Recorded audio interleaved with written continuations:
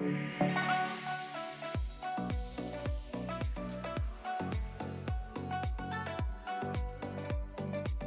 everybody. Welcome to the CenterPoint podcast. It's Pastor Rob and myself. Today, we're going to be doing some education of sorts. As many of you may know, your kids and your grandkids are being introduced to things like YouTube Shorts, TikTok, Instagram Reels, and there is some really troublesome theology that is getting disseminated through these platforms that a lot of parents and grandparents are not aware of. So Pastor Rob and I today are actually going to give you a few examples of these types of videos, and we're going to give some commentary on them because we want to not only give a good biblical response to some of these concepts that are being disseminated, but we also want to make parents and grandparents aware of how important it is for them to be monitoring and seeing what their child is exposing themselves to. And also, you need to be armed with how to give the right answers. The Apostle Peter says, always be ready to give an answer for the hope that lies in you, and do so with gentleness and fear. Right. Yeah. Well, buddy, listen, I hope you've never worn a mixed blend shirt or eaten shrimp, catfish, pork, or a steak that wasn't cooked well done. I hope you've never sat in the same seat that your wife sat in after she had her lady time. See, because if you've done any of those things, you've actually broke one of the 613 Levitical laws. As for me, I don't have to worry about any of those things because I live under the new covenant, the grace, the mercy, the love of Jesus. Okay, let's stop right there. All right. Let me kick off, and I know you have a lot to say on this as well. Mm-hmm.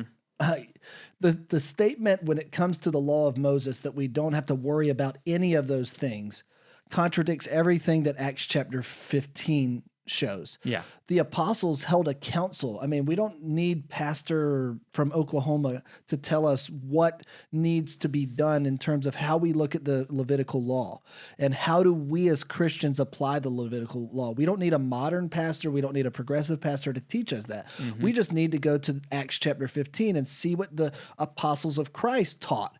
And they said that we are to abstain from food sacrificed to idols, from sexual immorality, and meat full of blood. So there are aspects of the law of Moses that we do still have to take into consideration. So he gives this pitch, I guess, for including sexual immorality within the category of what you would call ceremonial or dietary laws of the law of Moses.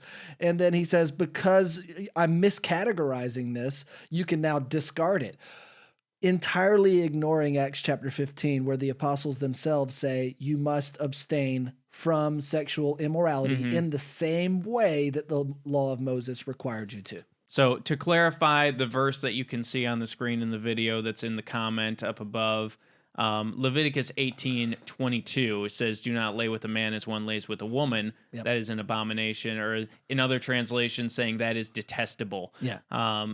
Again, and by detestable, abomination, against God's core design for how we are supposed to live and use our God-given sexual desire. This is what's famously known as the shellfish argument, and you see this all over the place. Maybe even parents, grandparents, you've seen this on Facebook, that it's like... Worst argument ever. And it's not a good argument for several reasons. One, the argument is basically this in its form. Oh, you believe X... Well, you believe X because it is forbidden in the Levitical law. Well, Y is also forbidden in the Levitical law. And so oftentimes X is usually, so you believe homosexuality is wrong because of Leviticus 18:22. Well, the Levitical law also says don't eat shellfish. Yeah. Put a fence along the top of your roof so nobody falls off. And then the conclusion is, well, you don't care very much about Y and you don't practice Y in your life.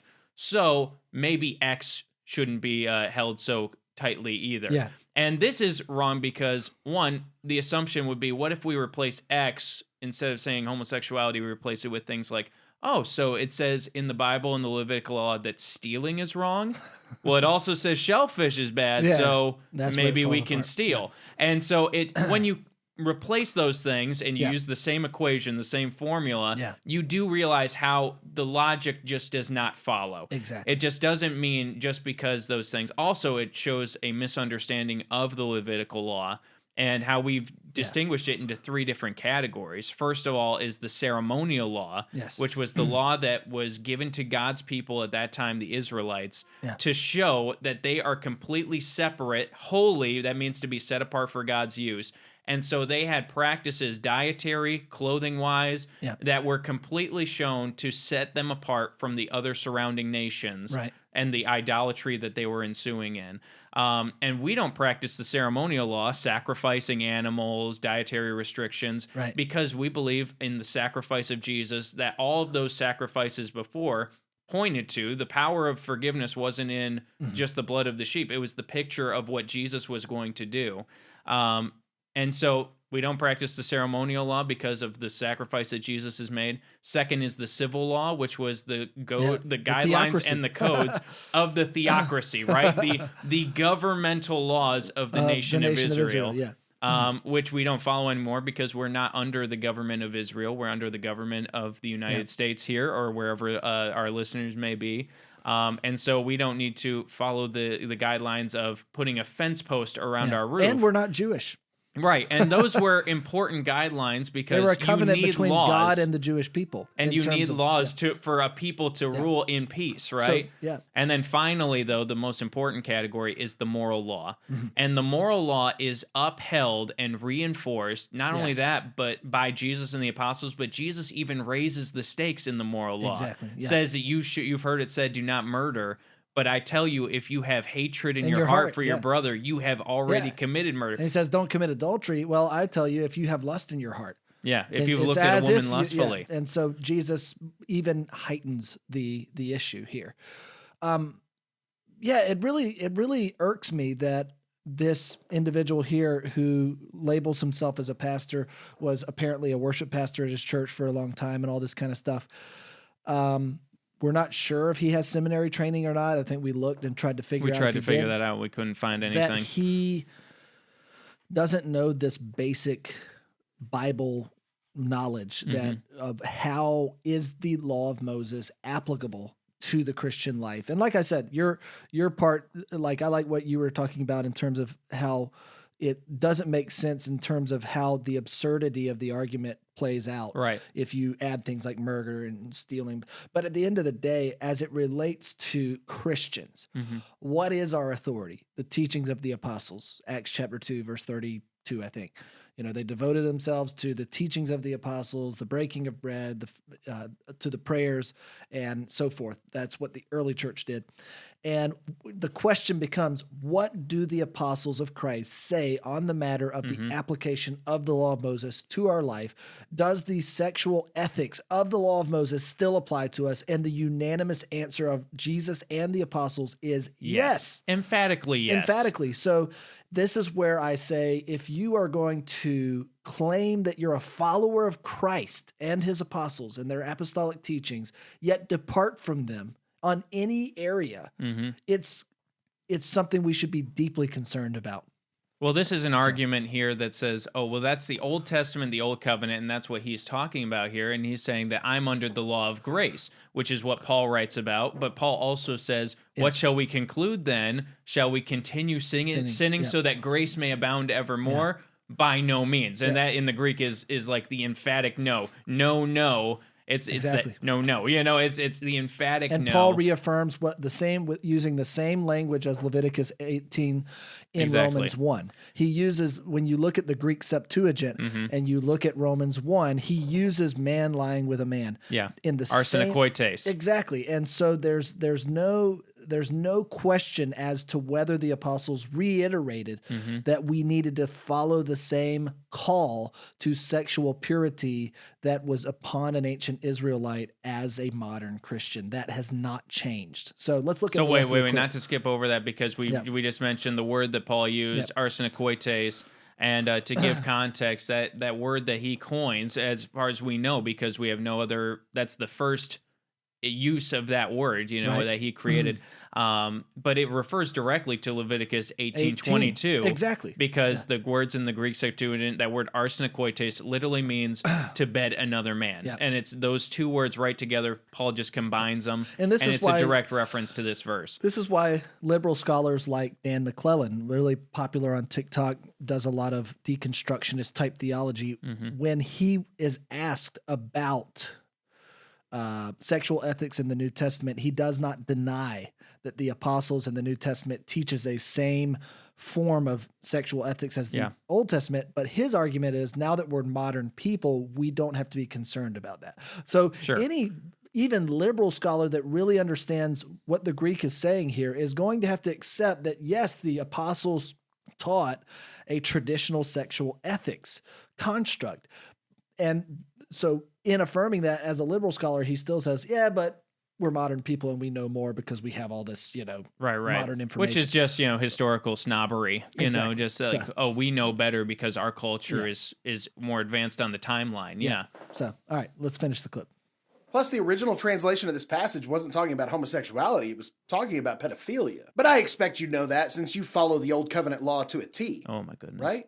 Okay, we already addressed it. So I have one last thing on the Old Covenant law and following it to a T. What about Jewish people? This doesn't, because then if you were a Jewish person who is Orthodox and follows the precepts of the Levitical law, this argument doesn't even apply to them. They could be like, well, yeah, so we can still say that's wrong, right? And it's like they would be like, no. But he's either highly ignorant or outright lying when he says that Leviticus 18 is talking about pedophilia. It is not. No. Every expert in the Greek language would outright refuse such a insane things to say. Would pedophilia be among that category, that larger category of sexually immoral things to do? Of course. But you can't take one thing that's among many and then say this is the only way, the only thing that this word means. That's either being deceptive or just having never really studied the issue. And he is kind of pontificating to this person as if they've not done enough studying, and he has. But at the end of the day, every Greek scholar disagrees with him. So right. And this argument doesn't even come from the Greek. The argument that comes from here, basically, if we break it down, and I say this because this is also out there in the zeitgeist. It's out there in the spirit of the culture, the age. Yeah. It's the idea, the argument is we cannot trust the English translation because it is a modern new translation. So when we say things in the English translation, words like fornication, homosexuality, those are English translations of, and where this phrase pedophilia comes in for here comes from the German translation. So the first translations in German use the word genappen, which means boy. I'm sorry if I'm butchering German here, but use the word for boy. Do not lie with a boy as one lies with a man. That is detestable. And so they adhere to that, and they say, well, here's the German translation, but it's the same argument that which German it's not the original Greek. So they say, like, I don't know if we would say it's the German translation. We would say it's a German translation. One of them. They've picked one that jibes or gives them the best, position for their argument. But when we go to the Greek, it's not there. And there's no ambiguity with it. It's very obvious by the context and by the word choice that the Apostle Paul used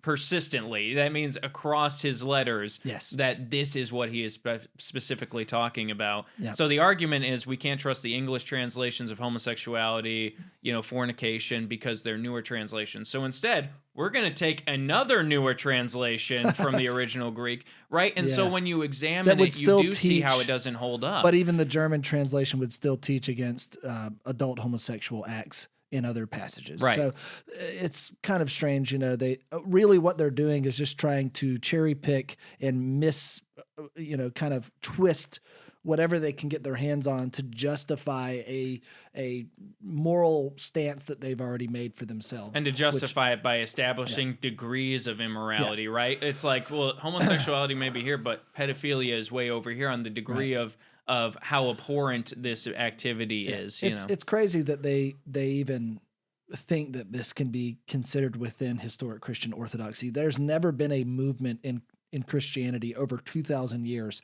to say that these words are mistranslated or misunderstood. It's always been the unanimous consent of every faith tradition, Catholic, Orthodox, Protestant, that God's plan for human sexuality is within the confines of marriage between a man and a woman. Mm-hmm.